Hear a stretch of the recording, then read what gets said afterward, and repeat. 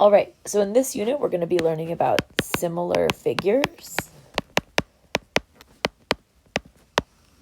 And the focus of this lesson today is going to be on something called scaled copies and scale factor.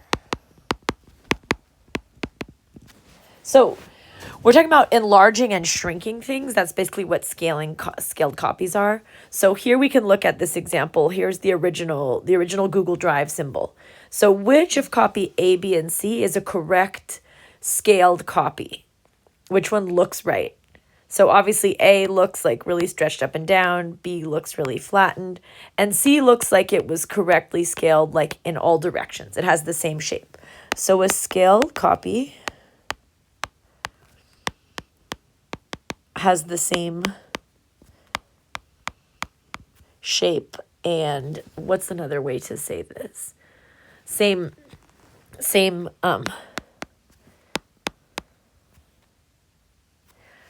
and the same ratio in all dimensions. We're going to talk about what that means throughout this unit, but basically the shape is the same. So even though it might be a different size, so it's either shrunk, you can enlarge or shrink, but the shape stays the same.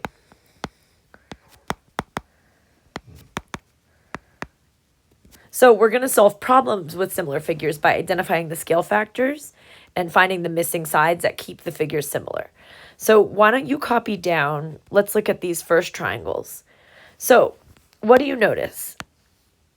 So this is a scaled copy.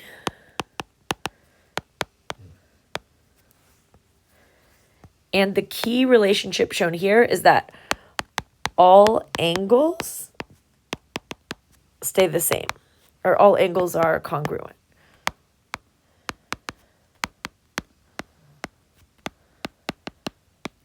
So the shape is smaller, but the angles stay the same. And that's what keeps the shape the same. So having the angles stay the same is what keeps the shape the same. So if we look, so one key property of scaled copies is that all angles are congruent. That's one important thing to write down. The angles stay the same.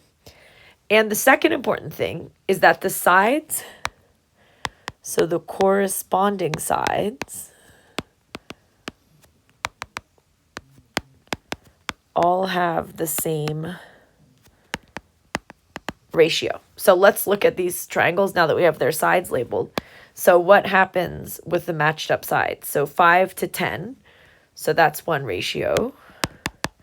And that ratio is the same as the ratio of 8 to 16. And that's the same as the ratio from 7 to 14. And we can see all those ratios, they're all equivalent to 1/2. So all the corresponding sides have the same ratio to each other. And that's how you know they're equivalent. That's how you know that the figures are proportional or similar. So the shape stays the same, the corresponding sides have the same ratio. So we're going to look at some examples where you need to find the missing sides using this information. So we have our same triangles, and we can see that we have a scaled copy. So all the angles are the same.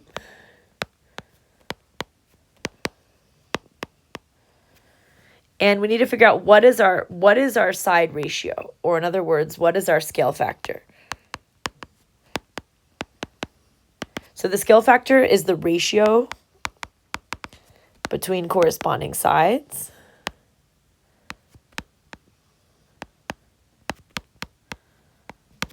And so let's look. So let me set up my ratio. It doesn't matter which one you put on top or on bottom as long as you do it the same way for each one.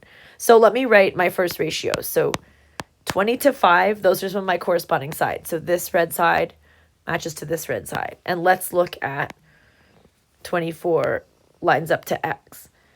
So these two ratios should be the same as each other. Oof, let me fix that.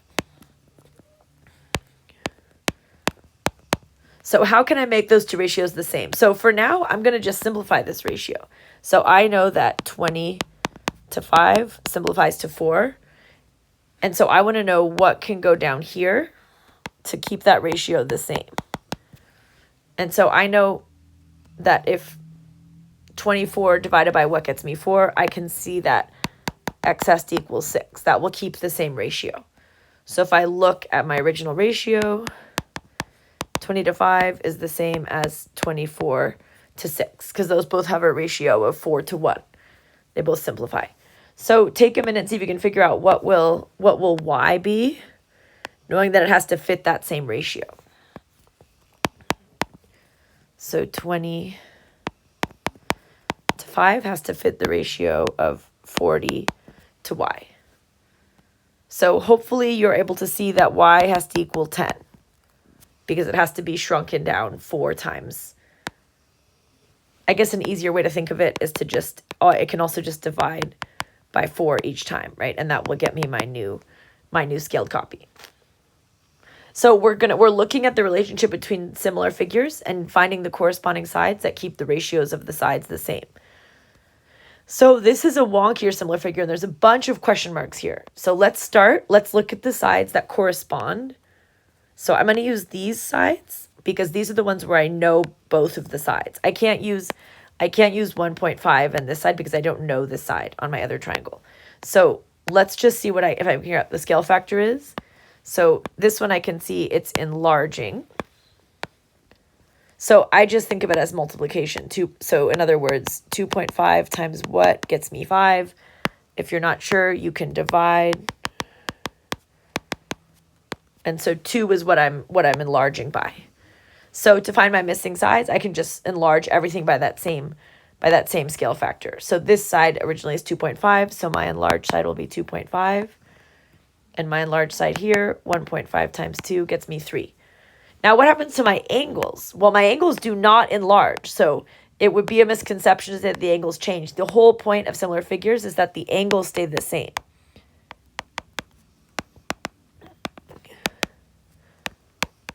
The angles don't change. So if I know that this angle is 53, then it's going to be 53 up here as well, because it has to keep the same. I have to keep the same angle in order for the shape to not change. And then similarly, if that's 82, then this is 82. So the sides all enlarge or shrink by the same scale factor. So, okay, the angles stay the same. And the sides all multiply or divide by the same scale factor. So these are the two important things to know about similar figures that we'll use to solve a few more example problems. All right, example 1. This time it's telling you the scale factor is 1 to 2. If it's easier to think of it as, I like to think of it as a fraction. So from A to B is 1 to 2. Or in other words, A multiplies by 2 to get B. So take a minute and find x and y. Hopefully this should be pretty quick. But think about what values of x and y would keep that same ratio of 1 to 2. So to find x, I'm going to say 5 times 2 gets me x.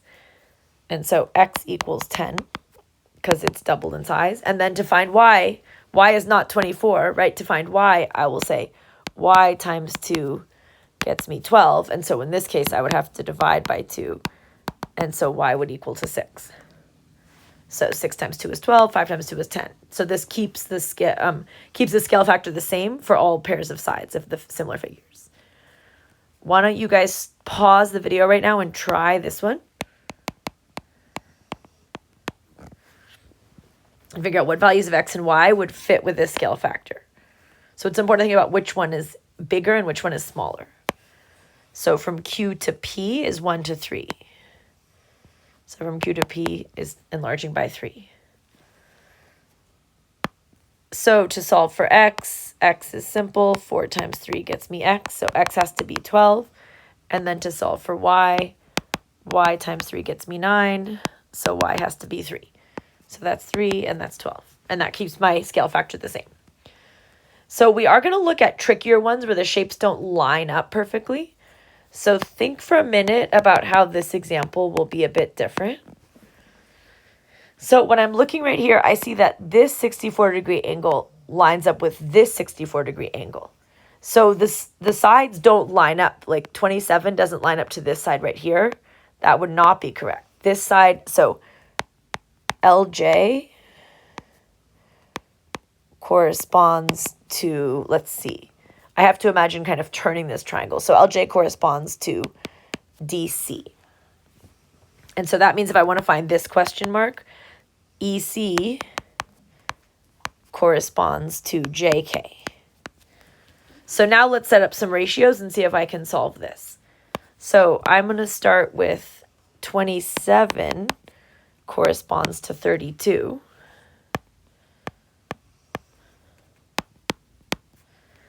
And that has to be equivalent to 24 corresponding to my question mark.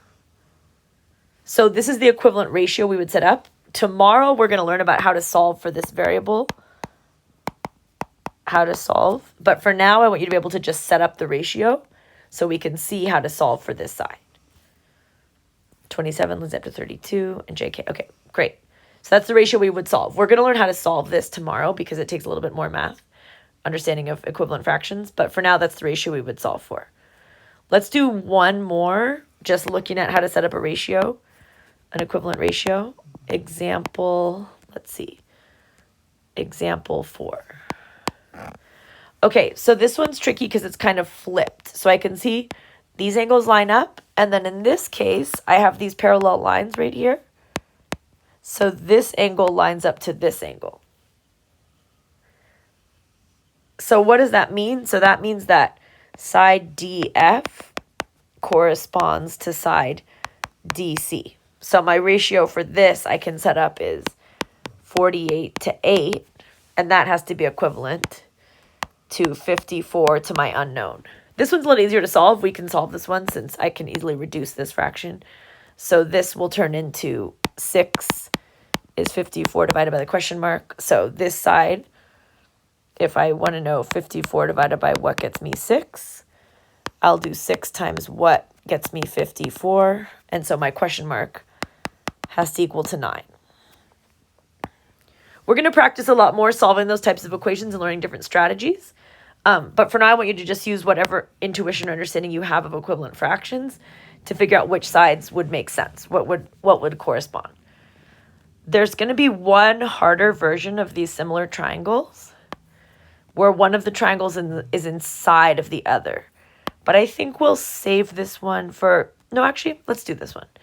Okay, example 5.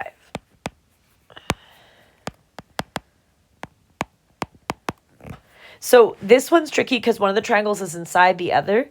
To help myself solve these, I'm always just going to break down the two triangles and solve them and redraw them separately as two separate triangles. So I can see that my inner triangle has these side lengths of 12 and 18. And then my outer triangle, and then my unknown side. And the outer triangle is 18 to 27 to 24. And so if I want to find out my scale factor, now I can see, okay, 12 goes to 18. So 12 times what is 18? It's going to be 1.5. And that same ratio, that same scale factor works. 18 times what is 27? It's 1.5 again.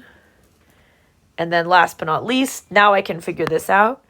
I want to know something times 1.5 gets me 24. So to solve that out, I will do 24 divided by 1.5, and I get 16 for this side that I didn't know.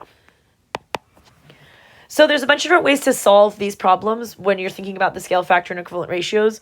We'll practice thinking about it today, and then tomorrow we're going to start learning how the algebraic methods to solve these types of equations.